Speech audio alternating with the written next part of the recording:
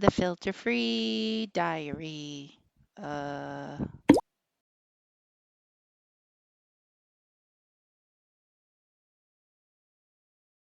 Good morning. It's 9:56. Do I feel better? No.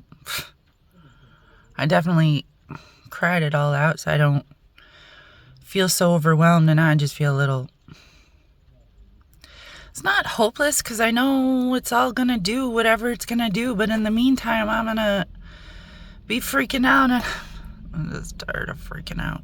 Anyways. I was supposed to talk to you about reflections, and I can do this, because this isn't hard. What's hard is trying to figure out how to balance this shit and this world with all these rules. But anyways.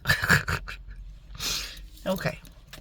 So the reflections, right. So 1 and 9 reflect each other, 2 and 8 reflect each other, 3 and 7 reflect each other, 4 and 6 reflect each other, and 5 technically reflects the -5. But the way I always look at it is kind of like a mirror, right? So if the light comes in at such a sharp angle, right, like a 1, then it's going to bounce out at a sharp angle, like a 9. But if the light comes in at like straight on, right, like a 5, then it's going to bounce back like a 5. So that's kind of how I think about it. So it's not that 1 and 9 are the same. It's that they take the same approach on the outer limits of the numbers. Does that make any sense? And psychologically and subconsciously, humans already know this because they put those two symbols together. You can see spirits and mirrors together a lot in human culture, like Snow White. Magic mirror on the wall. Who's the fairest of them all, right? Or if you honestly believe they used to say just mirror, mirror. Still, whatever. But the idea that spirits and mirrors kind of reflect themselves. And it's true. The way spirit is doing all this is because it's got to know the mirror, right? Or else it wouldn't know where to take me and what I should be doing and making me do things that make me uncomfortable, you know? So 1 and 9, spirits and mirrors, yes. And then 2 and 8, and I will tell you the word I use for 8 because I don't use new beginning, even though it is a new beginning.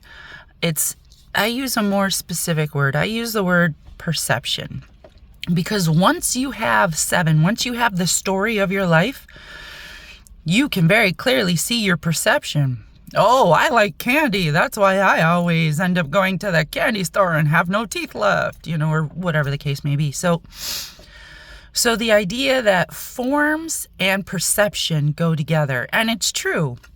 For example, my truck. My truck is a reflection of like my body, right? Because it's like an outer shell that encases, you know, a spirit like myself.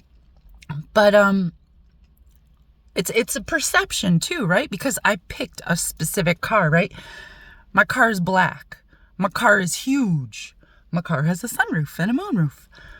What I picked in my car is a reflection of my perception, right? Because I like a bigger car, and you can see that in my car. So forms, when you pick a form, when you pick a dress or something like that, you're also, with maybe out realizing it, you know, announcing your perception. I like summer dresses. I like floral dresses, you know, whatever the case may be.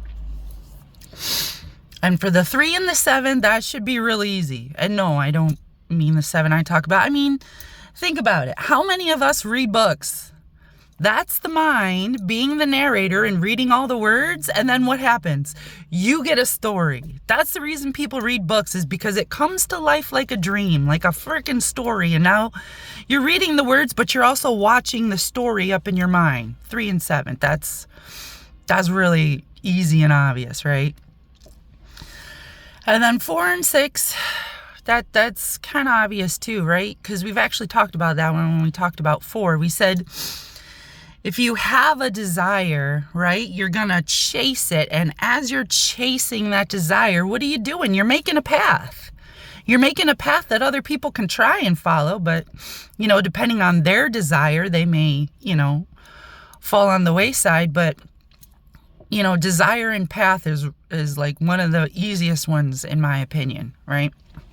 And those are the reflections, and that's what happens. They kind of click together like dominoes, and that's why number 19 is special, number 28 is special, number 37 is very special, number 46 is special, and five is kind of a weird one, because the best you ever get with 5 is 5, 0, -5, which was my dream the other night. And I don't know how that helps me. But,